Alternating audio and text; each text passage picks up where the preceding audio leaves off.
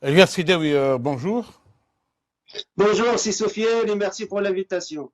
Je précise que vous êtes à Genève maintenant. Vous êtes en train de passer directement avec nous.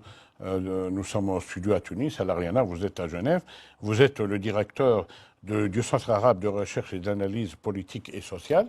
En même temps, vous êtes publiciste. Vous avez publié plusieurs livres. Dont l'un des derniers, c'est La fin de l'ère Bouteflika. Un autre livre, Du printemps arabe à Daesh.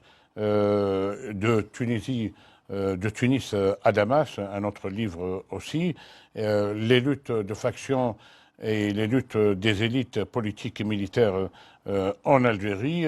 Vous avez publié aussi un livre sur Mohamed Hassanin Heikel et vous avez publié aussi, vous avez participé à l'élaboration d'un livre Religion and Politics, Islam and the Muslim Civilization, qui avec Jean-Éric Lane et Hamadi Eldissi. Donc, commençons par la fin. Je ne sais pas si vous avez suivi mon édito. Maintenant, en Tunisie, nous avons eu cette semaine cette fameuse étude faite par l'Institut national de statistique en collaboration avec la Banque mondiale, qui est une carte, ou plutôt une cartographie de la pauvreté en Tunisie, et qui démontre que l'élément dominant de notre structure économique et sociale demeure la pauvreté et l'exclusion. Qu'en pensez-vous?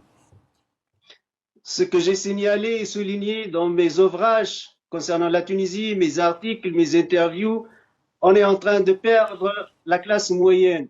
Or, nous savons bien, il n'y aura pas une démocratie sans classe moyenne. Il faut le savoir, il n'y aura pas une démocratie sans cette classe moyenne. La classe moyenne doit être la colonne vertébrale de toute démocratie. Or, en Tunisie, c'est une classe qui a perdu tous ses privilèges historiques. Elle est aujourd'hui une classe pauvre. Je parle des salariés tunisiens. C'est une classe pauvre. Alors, pour la classe marginalisée, là, je pense, c'est le suicide, c'est le niant, c'est l'absurdité totale. Ils deviennent un réserve, que ce soit pour l'immigration illégale, ça veut dire l'aventure dans la mer, d'où réserve des terroristes aussi, du terrorisme. On a plus que 6000 Tunisiens, on a plus que 6000 Tunisiens en Syrie, en Irak. Le premier facteur qui a poussé ces jeunes en majorité écrasante, c'est la pauvreté, c'est la marginalisation totale. Donc, le grand problème de la Tunisie aujourd'hui, c'est le problème économique et social. La révolution tunisienne était une révolution sociale tout d'abord, avant qu'elle soit même politique. Le premier slogan, c'est travail.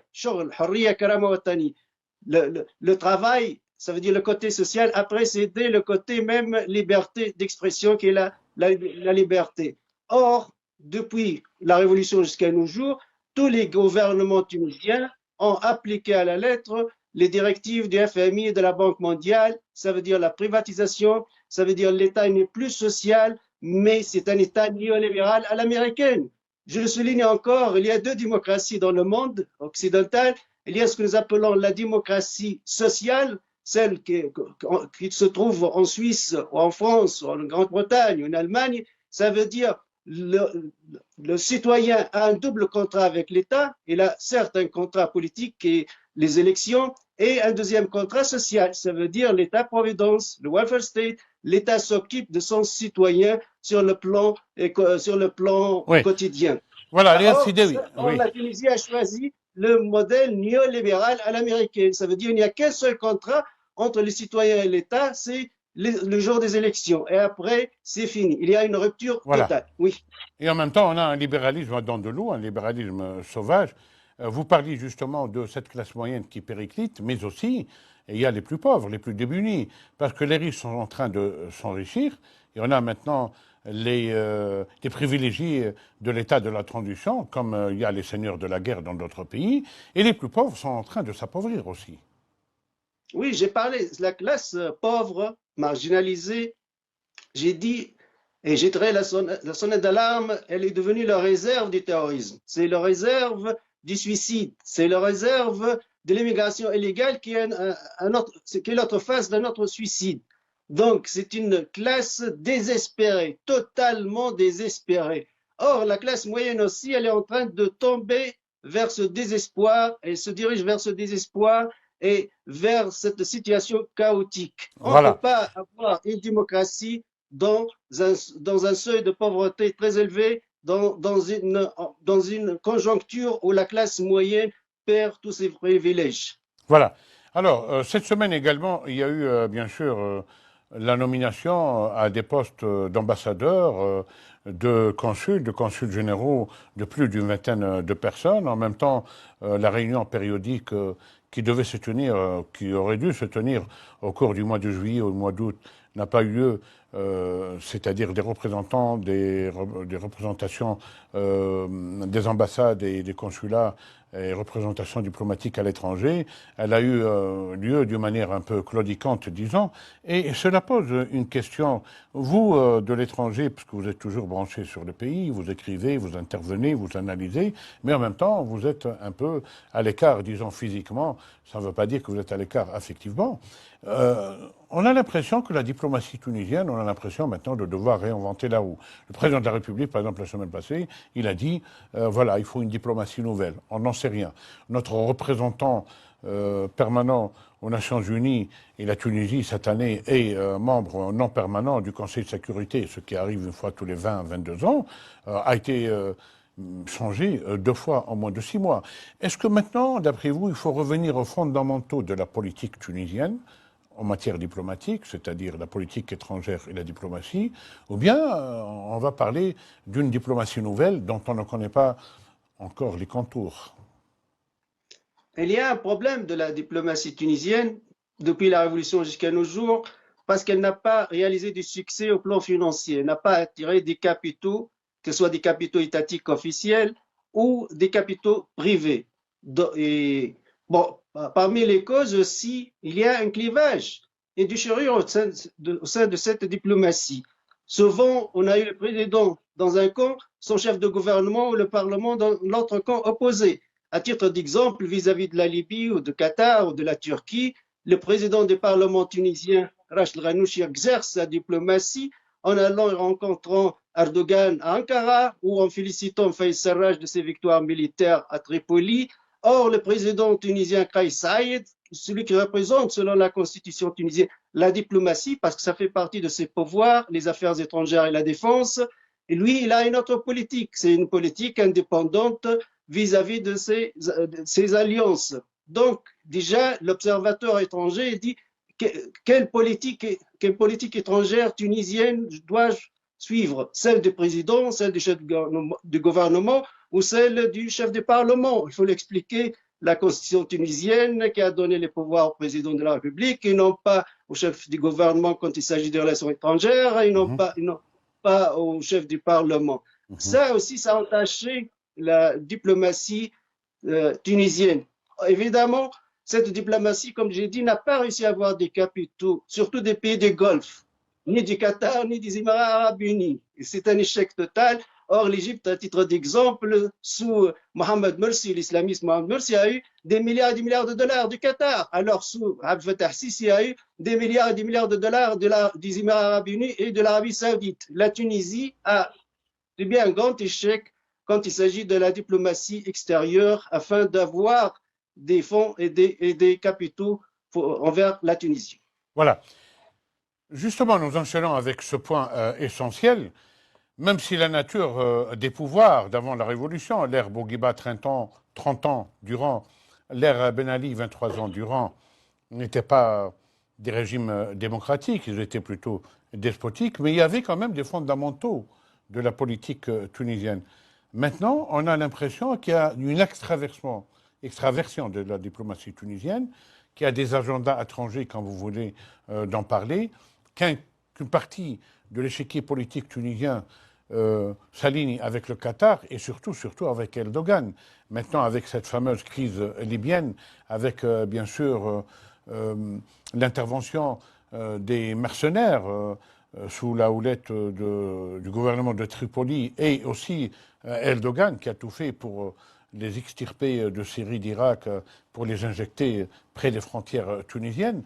On a l'impression maintenant que le patriotisme, c'est le dernier des soucis de certains protagonistes de la place politique en Tunisie.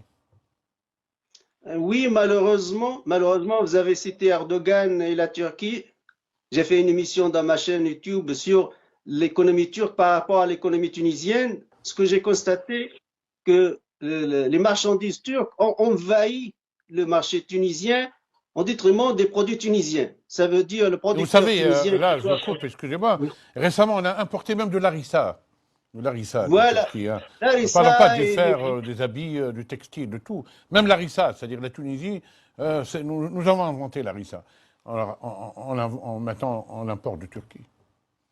Tout parce qu'ils sont plus forts économiquement sur plus que la Tunisie, ça c'est clair, mais ils ont détruit plusieurs productions tunisiennes. Or, la douane tunisienne aurait dû protéger son marché contre des produits qui sont en concurrence avec les produits tunisiens. Outre, encore une catastrophe, c'est que la Tunisie a perdu 70% du marché libyen. Aujourd'hui, 70% des marchandises à Tripoli viennent de la Turquie. Parce que Erdogan, quand il entre avec ses troupes militaires en Libye, ce n'est pas ni pour la démocratie ni pour la liberté, c'est pour le pétrole, pour le gaz et pour l'espace vital de son économie. Il a réussi, surtout à Tripoli, il a réussi de faire entrer ses marchandises et ses produits à Tripoli. Donc la Tunisie a perdu 70% du marché libyen qui était historiquement son marché et que les Libyens souvent n'achètent que les produits tunisiens. Aujourd'hui, ce sont les produits turcs qui ont remplacé la marchandise tunisienne. Et à mon avis, c'est une catastrophe là. Ça s'ajoute à ce chaos tunisien où on ne défend pas nos propres intérêts qu'on doit les défendre contre des envahisseurs au plan économique, je parle.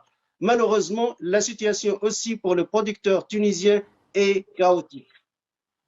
Voilà.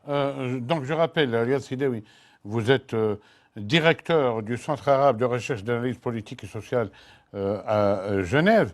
Vous êtes aussi publiciste. Vous avez publié pas mal de livres sur la région, les évolutions géopolitiques, dont un livre que j'ai eu le plaisir de lire aux éditions Apollonia en Tunisie, du printemps arabe à Daesh. Et aussi, vous avez publié un livre de Tunis à Damas, les dessous des cartes du printemps arabe. Alors au début, on a dit le printemps arabe, la révolution du jasmin. On était un peu dans la phase, disons, romantique. Vous savez, vous qui êtes un homme très cultivé, Napoléon a dit un jour, jusque-là, on a écrit le roman de la Révolution, maintenant on va écrire son histoire. Bon. Nous, au début, le printemps arabe. Mais on a l'impression maintenant que ça devient une glaciation. C'est-à-dire que des gens se sont emparés de ces slogans, se sont emparés de cet élan juvénile prometteur pour détourner le fleuve à des fins d'intégrisme, de prosélytisme religieux, de guerre, de cheval de Troie qui a détruit des pays comme l'Irak, comme la Syrie, comme le Yémen, comme la Libye voisine, la Tunisie qui a pâti énormément, qui pâtit toujours du terrorisme. Est-ce que pour vous, c'est une instrumentalisation du printemps arabe, ou bien dès le début, il y avait anguille sous roche, et ce printemps arabe n'en était pas un, à dire vrai? L'instrumentalisation a eu lieu soit à l'intérieur comme à l'extérieur. Le printemps arabe aussi était attiré entre deux pôles, si vous voulez, la dynamique interne et les interventions étrangères. Moi, j'ai appliqué un modèle théorique très sophistiqué, le modèle de Charles Tilly, qui vient des sciences politiques américaines, qui explique qu'est-ce que c'est une révolution.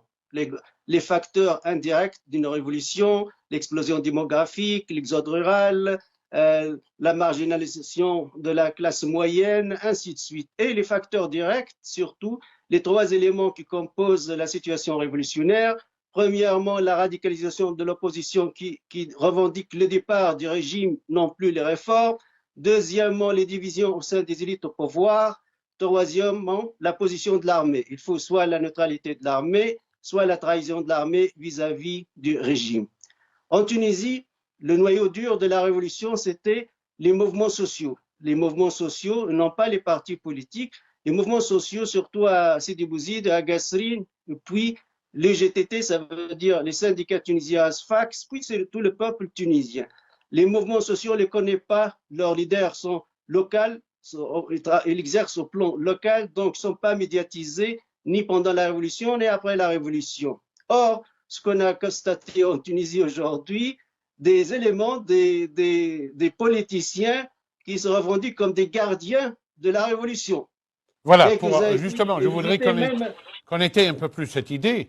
La révolution Ouais, tunisienne en 2011, elle ressemble un peu à la révolution mexicaine en 1910. C'est une révolution sans chef, sans idéologie, sans parti qui est derrière. C'est une révolution spontanée qui est la somme de révoltes contre l'exclusion, contre la pauvreté, contre l'oppression, contre aussi la corruption. Et puis après, il y a des gens qui viennent par-delà les mers, qui sont débarqués parfois dans les valises diplomatiques des chancelleries et qui disent c'est nous la révolution. Et comme vous le dites si bien maintenant, qui après évoque un certain puritanisme révolutionnaire pour dire nous sommes les gardiens du temple. C'est le discours qu'on est en train de tenir actuellement à Tunis. Protéger la révolution, ne pas accepter les intrus, tout ça, de la part de personnes qui étaient même à coquiner avec les anciens régimes. absolument. C'est ça peut-être la tragédie, c'est que des politiciens tunisiens qui sont devenus politiciens après la révolution tunisienne et qui n'ont jamais une histoire d'opposition contre Ben Ali. Parfois, il y a aussi ceux qui étaient membres du RCD, ça veut dire du parti de Ben Ali, et aujourd'hui ils se présentent comme des gardiens de la révolution avec un discours très très populiste. Malheureusement, je souligne que la majorité des chaînes de télévision tunisiennes euh, privées, je ne parle pas de la chaîne publique, sont tombés dans le jeu de valoriser ou donner la parole nuit et jour à des gens qui étaient des inconnus ou à des gens aussi qui ne sont pas spécialistes. Je dis malheureusement, quand je vois le paysage médiatique tunisien, je ne vois pas des politologues, des professeurs de sciences politiques. Or, on a des centaines en Tunisie. Je ne vois pas des économistes, je ne vois pas des historiens, je ne vois pas l'université tunisienne dans les médias.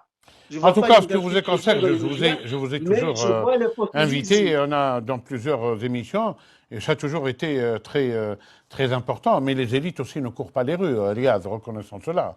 Oui, non, il y a une marginalisation de ces élites en faveur d'un discours populiste parce qu'on cherche le buzz. Donc, les médias tunisiens ont construit des nouveaux leaders d'opinion et qui n'ont aucune formation universitaire et qui sont des populistes et qui ont un discours évidemment fantaisiste et qui n'a aucun rapport avec la réalité ou les possibilités économiques et politiques tunisiennes.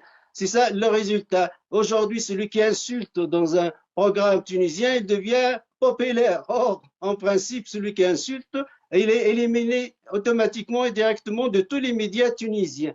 Malheureusement, est-ce que pour des histoires de buzz ou pour la rente publicitaire, peu importe la raison, je veux dire, aujourd'hui, les élites, les intellectuels tunisiens, en majorité, sont marginalisés par les médias tunisiens, surtout les chaînes privées. Évidemment, il y a eu beaucoup d'exceptions, hein, comme votre programme là, ou comme vous étiez aussi à Tunisie, hein, mais quand on fait une analyse, on fait des tableaux, analyse combien telle personne et telle personne est introduite et se répète et interviewée, on va faire des tableaux, on va trouver vraiment les médias tunisiens sont en D'accord, je suis rupture d'accord avec avec vous. l'université. D'accord Voilà. avec vous. Mélias Sidé, oui, moi j'ai lu tous vos livres. Vous êtes un ami, je vous connais, on discute souvent ensemble en Tunisie ou en Suisse lors de nos rencontres. Il y a aussi l'instrumentalisation, c'est-à-dire, il y a un proverbe tunisien en arabe, il y a un de l'hab, des gens qui ont des frics, qui l'ont injecté pour soutenir certains courants. Qu'on le veuille ou pas, le Qatar, l'Arabie Saoudite, les Émirats et tout ça, ils ont entre guillemets leur poulain, c'est-à-dire c'est le cheval de Troie. C'est des pays où il n'y a pas de syndicats, où il n'y a pas de mouvement culturel, où il n'y a pas de libération de la femme ni de mouvement social, et qui veulent instrumentaliser des pays qui, comme la Tunisie, ont une tradition plutôt séculaire en la matière. Donc il y a aussi cet élément-là, c'est-à-dire les financements illicites de la vie politique, et aussi de certaines associations apparemment caritatives, mais qui font de la politique, et qui font aussi, qui versent même dans le terrorisme parfois. Oui, moi je me souviens depuis février 2011, j'étais à la chaîne Nisma et j'ai averti le peuple tunisien, j'ai dit faites attention de la possibilité de la libanisation de la Tunisie. Ça veut dire on devient comme le Liban. En Liban, certes, il y a une démocratie, il n'y a pas de fraude électorale, mais nous savons bien qu'au Liban, chaque parti politique est financé par un État étranger, financé par un État étranger, donc ils travaillent pour l'intérêt de cet État étranger. Nous savons, l'Iran est là, l'Arabie Saoudite est là, la France est là, les Américains sont là, la Syrie est là. Donc, on est tombé dans ce piège de la libéralisation tunisienne. Quand je vois des partis politiques défendre Erdogan ou défendre Fayez Sarraj plus que leurs propres citoyens tunisiens, ça veut dire qu'on a un grand problème. D'ailleurs, le président de la République, Kais Saïd, moi qui travaille toujours avec les déclarations officielles, dans mes livres, les déclarations, que ce soit des présidents, des ministres de l'Intérieur ou des chefs des services secrets quand il s'agit du terrorisme, Kais Saïd, 4 fois ou 5 fois, il a répété la même formule. Il y a des traîtres en Tunisie qui travaillent pour le sol des étrangers. On les connaît bien. Un jour, on va ouvrir ce dossier. Mais quand on va ouvrir ce dossier, je pense que le peuple tunisien commence à poser cette question et sollicite le président de la République vraiment d'ouvrir ce grand chantier, ce grand dossier, qui sont ces traîtres et qui sont ces pays étrangers qui interviennent dans nos affaires internes. Moi, j'ai cité par exemple en 2014, à l'époque, le ministre de l'Intérieur tunisien, Lotfi Benjedou, quand il était ministre en exercice, il a donné une longue interview au quotidien algérien Al-Khabar. La manchette, c'était des hommes d'affaires du pays de Golfe financent le terrorisme en Tunisie. Oui, je me souviens, bien sûr. Dans mon livre, en demandant, mais qui sont ces hommes d'affaires? Il faut bien expliquer au peuple tunisien qu'est-ce qui se passe exactement en Tunisie. Oui. Voilà. Alors, il y a un autre aspect auquel vous êtes très sensible. Vous avez fait vos études en Tunisie, puis vous vous êtes expatrié assez précocement, en 10 ans. Vous vivez à Genève.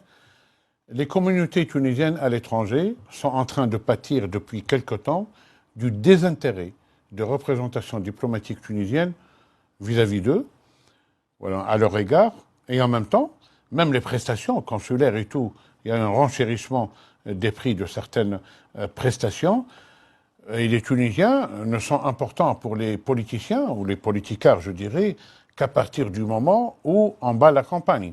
C'est-à-dire, on va dans différents pays pour essayer de recueillir les voix de ces gens-là pour les élections, surtout, bien sûr, législatives et présidentielles. Alors, est-ce que vous remarquez qu'il y a, premièrement, c'est un fait patent qu'il y a un recul, un net recul des prestations vis-à-vis des Tunisiens à l'étranger, le désintérêt pour les Tunisiens à l'étranger, ou bien sûr, là aussi on parle d'instrumentalisation. Ils ne sont importants qu'à partir du moment où ils sont des votants, et en même temps, certains les considèrent, entre guillemets, comme des vaches à traire. Oui, malheureusement, et surtout quand il s'agit des Tunisers et le prix des billets, à titre d'exemple, Genève-Tunis, pendant l'été, qui arrive jusqu'à 900 francs suisses, aller-retour. Avec 900 francs suisses, on peut faire le tour du monde. On peut faire le tour du monde. Moi, je fais Genève-Athènes avec la compagnie suisse, juste pour 140 francs suisses aller-retour. Et 3 heures, la durée de voyage aller, 3 heures de retour.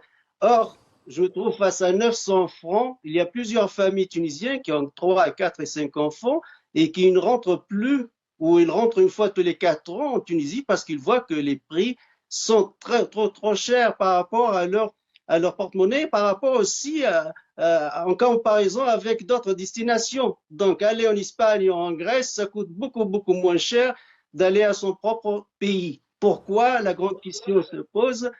Certes, les Tunisiens en Suisse, en Allemagne, ils ont un pouvoir d'achat très élevé par rapport aux Tunisiens qui vivent à l'intérieur, mais aussi, on ne peut pas tomber dans l'escroquerie visible. On ne peut pas tomber dans une escroquerie très flagrante.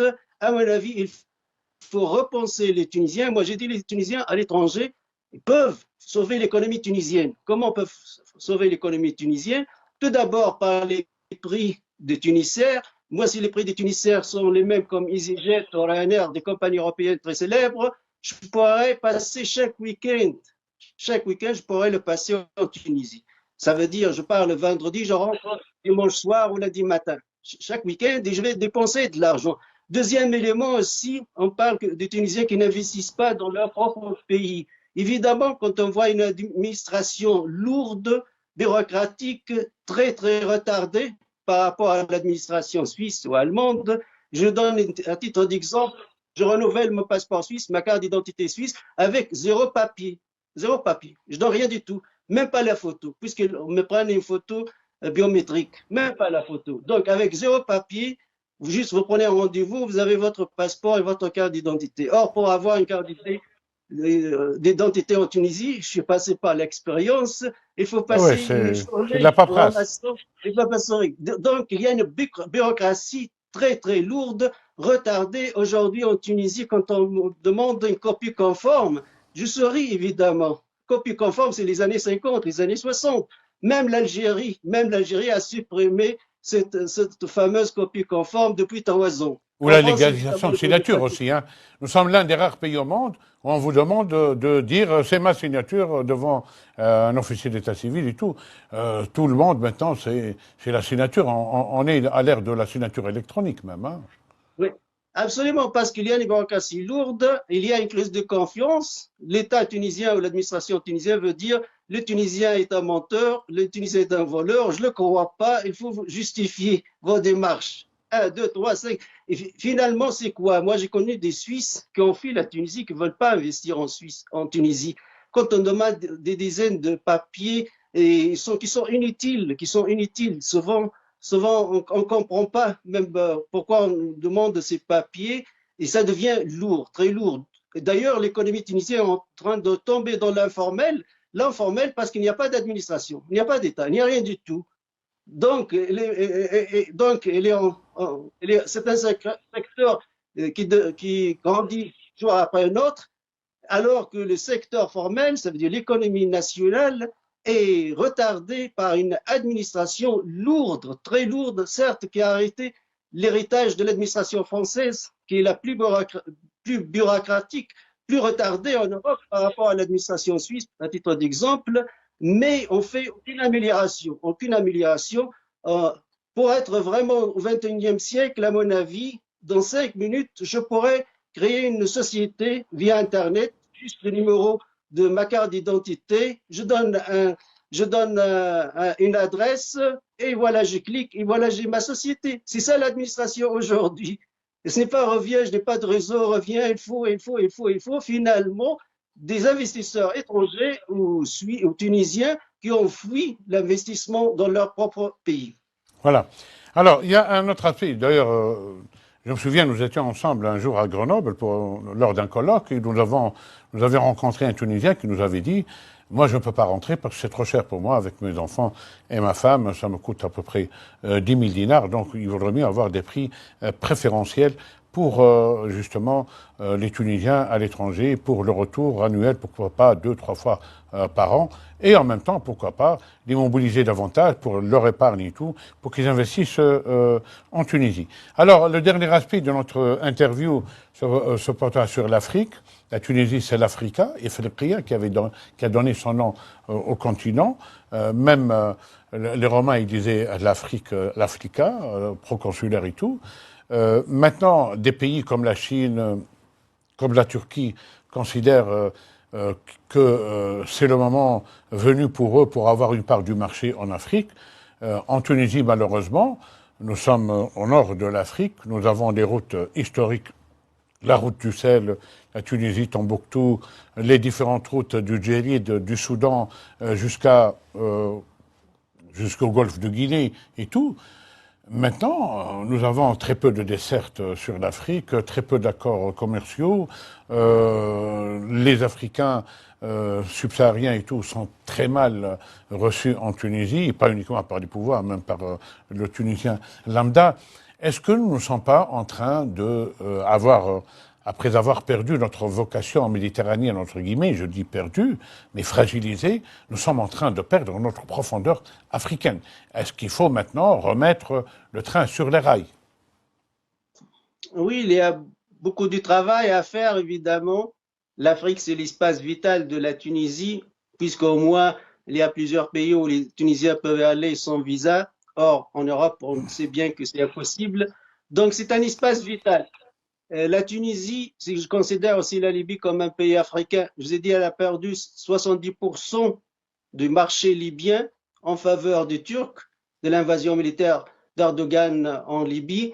Il y a le côté algérien, ça fonctionne toujours. Heureusement pour nous que l'Algérie a soutenu la Tunisie, surtout avec ses touristes, et soutient toujours la Tunisie au plan militaire et sécuritaire. Donc, avec l'Algérie, ça fonctionne.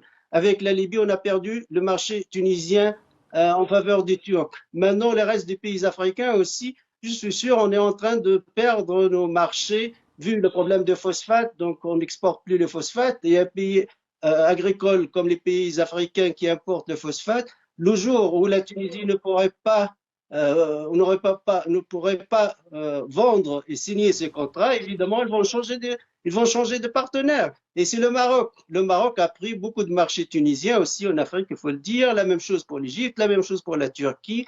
Et ça se reflète parce que à l'intérieur, il y a la déstabilisation totale de la vie politique sur 9, depuis la Révolution. Sur 9 ans, on a 8 chefs de gouvernement, des centaines de ministres. L'âge moyen d'un ministre, parfois, ne passe pas une année en Tunisie.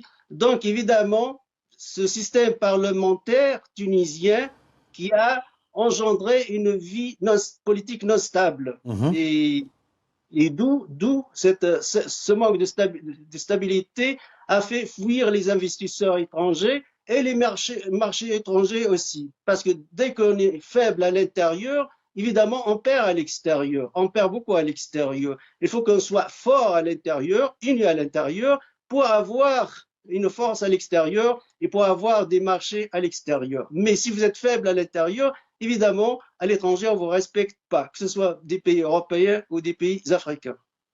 Voilà, un dernier mot, style télégraphique si vous le pouvez, mais vous pouvez prendre votre temps. Euh, les avoirs tunisiens gelés en Suisse, qu'en est-il exactement? Surtout que le Ce président que de la je République savais, a relancé l'idée ces derniers temps de reconquérir notre droit imprescriptible à avoir nos avoirs à l'étranger. ce que je savais personnellement, j'étais à Londres en 2011 à la BBC. C'était en parlant le programme en parlant des avoirs des Tunisiens en Suisse. Et j'ai vu que dans le ministère des Affaires étrangères suisse, on parle de 650 millions de dollars. Or, après le gouvernement tunisien, je pense sous quel gouvernement, ils ont discuté avec les Suisses sur 65 millions. Donc, ils ont discuté avec 10% de la somme globale. Quand j'ai parlé avec mon ami Jean Ziegler, j'ai publié avec lui un livre Oui. en arabe. Jean Ziegler parle aux Arabes et bientôt la Mhm. version française. Et il a publié beaucoup d'ouvrages sur les banques suisses, le système bancaire suisse. Et il m'a dit, ça c'était un arrangement entre le gouvernement tunisien et les banques suisses. Voilà, vous avez des miettes de 10% et oubliez le reste. Ce qu'il m'a dit Jean Ziegler. Hein. Donc, évidemment, pour avoir cet argent aussi, il faut une diplomatie forte, ferme, mais il faut aussi beaucoup d'avocats parce qu'il y a un système judiciaire assez compliqué en Suisse ou en Europe. Et il faut avoir aussi la volonté et la fermeté afin de suivre et jusqu'au bout ces dossiers. Et je pense peut-être le président de la République pourrait jouer un grand rôle puisque ça s'inscrit dans la diplomatie étrangère. Voilà, vous parlez justement de Jean Ziegler. Je viens de relire l'un de ses merveilleux livres, Les vivants et la mort. Il a écrit un tas de livres assez importants, notamment sur le capitalisme mafieux. Il avait écrit aussi, commis un livre sur euh, la Suisse au-dessus de tout soupçon. En l'occurrence, avec ce que vous venez de dire, la Suisse n'est pas au-dessus de tout soupçon.